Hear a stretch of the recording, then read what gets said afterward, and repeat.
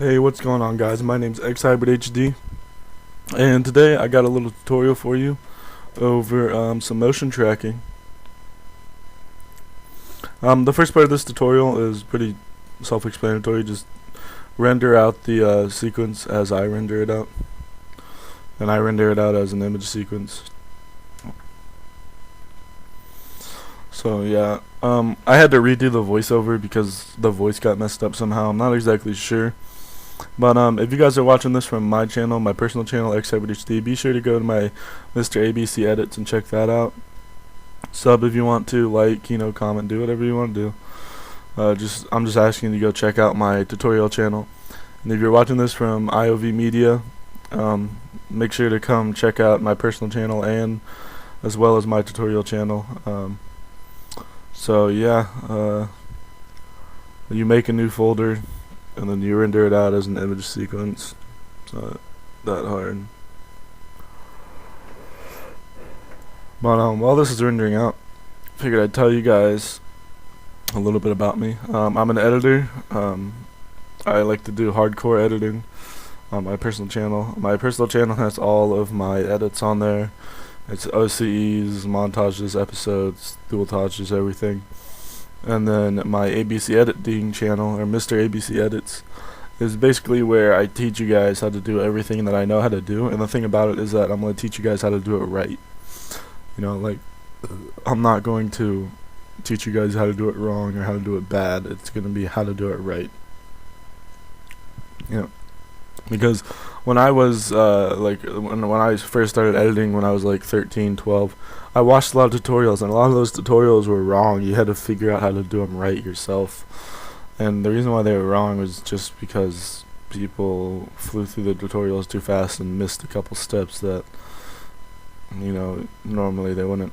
So for this tutorial anyways, you're going to need Sony Vegas, Buju, and Cinema 4D. If you don't have those, just look them up on YouTube, Buju for free, and they'll tell you what's up. Actually messaging IOV Media, the person right now, I guess. Yeah, like I said, the voice got messed up.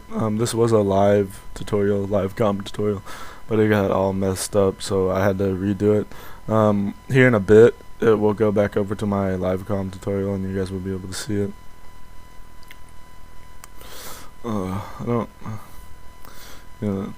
It's like 2 in the morning right now, and I'm really tired, but I need to get this out tomorrow, so I need to do it, Alright. Now that you're done with that, you open up Buju here, and you hit import sequence. Whenever I do that, import sequence. And then you find the folder that you rendered out all your image sequence in.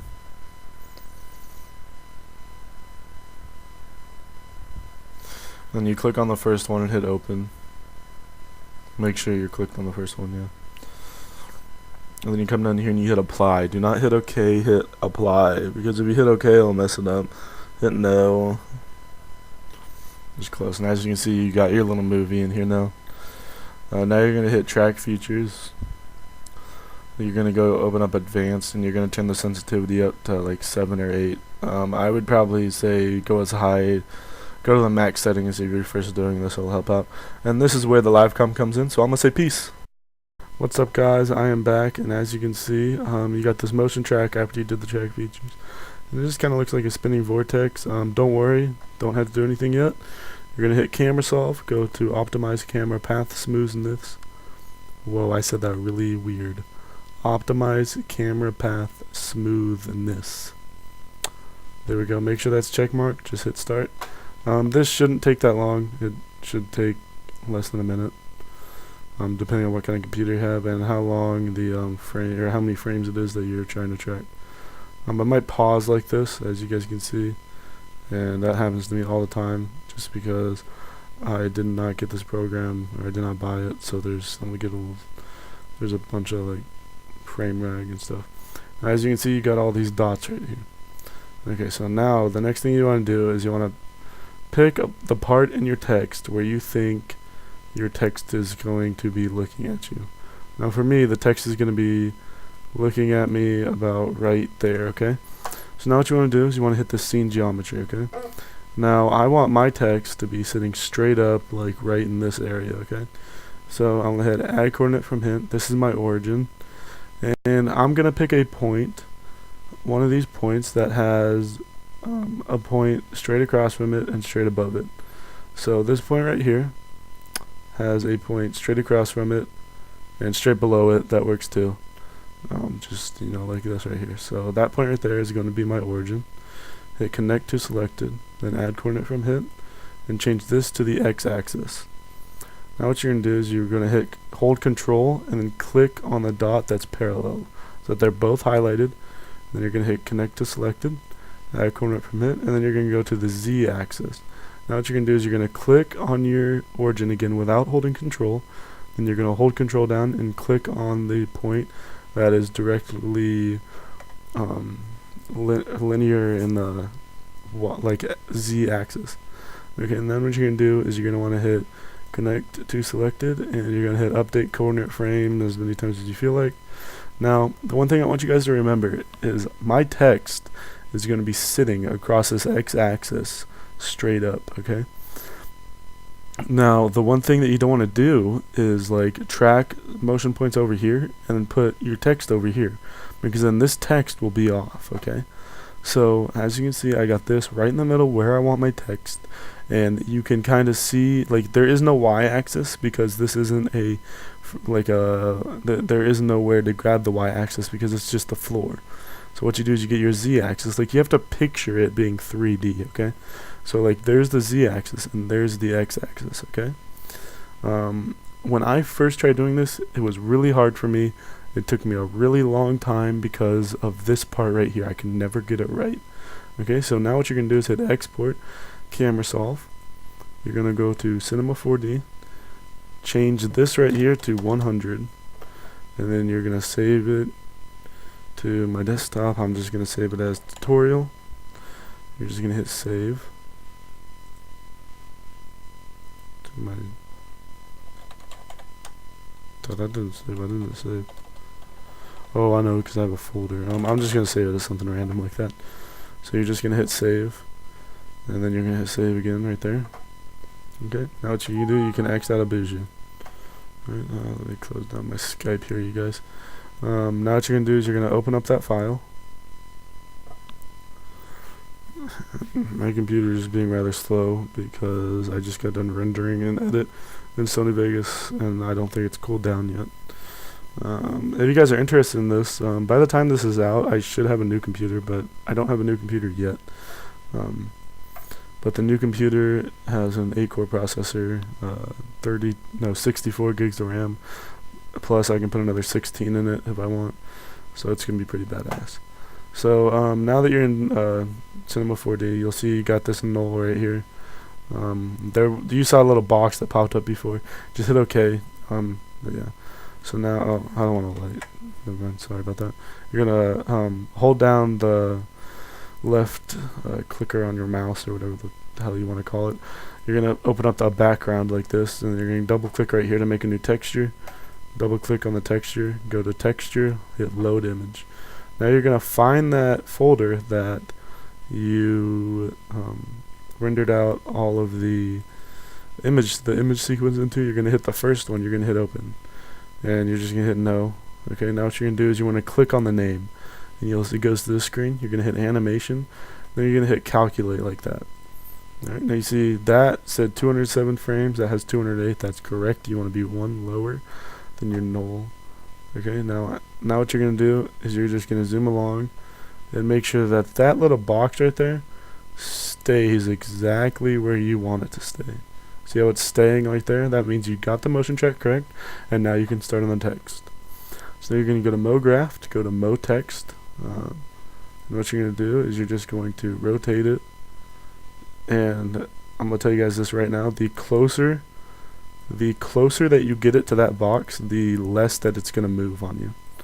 Alright, so let's just go to the point where, yeah, the text is facing me right there. That looks all good.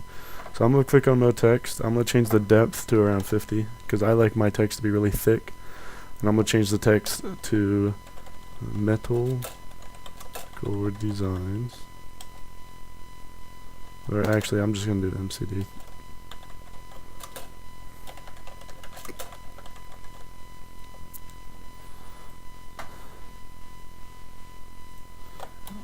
Now I'm gonna adjust my text here a little bit, guys. Just be patient with me.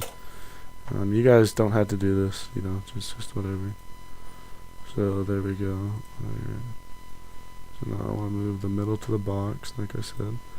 Alright. Now if you hit this preview, you'll see you got 3D text sitting on the ground there. I'm actually going to raise it up a tad bit, just because. Now what you're going to do is drag this across. And watch your text. Make sure your text isn't moving at all. Alright, so we're all good. So now the next thing you want to do is come over here to caps. Fillet cap on both of these. And I'm going to pick a font here since I'm actually going to use this. So just one second, let my fonts load up. I have a lot of fonts, that's why it takes a long time. And I already have an idea of which one I'm going to use. And if the person that I love and enjoys watching this, you know what text I'm going to use as well. And it's called xHybidHD, and it looks like that. Now the next thing you want to do is create a floor for your text. So you're going to come over here and you're going to hit plane. Now you notice that plane's really small. Just hit this right here. Sorry, I'm not explaining everything. I'm trying to go through it fast because we're almost out of time. Hit scale. This little button right here, and you're just going to expand it like that, and then you're going to make it parallel with your text, like that. Now you're going to drop it down. Now since I want my text kind of floating in the air, I'm going to drop it down below the text. But if you guys want your text to be sitting on the ground, you're just going to drop it down to where it's barely touching the text. Like that. Okay? Now for this plane, this is where it gets tricky, so pay attention. You're going to drag this onto the plane. And if you render it out, you notice you got this like area that's all messed up.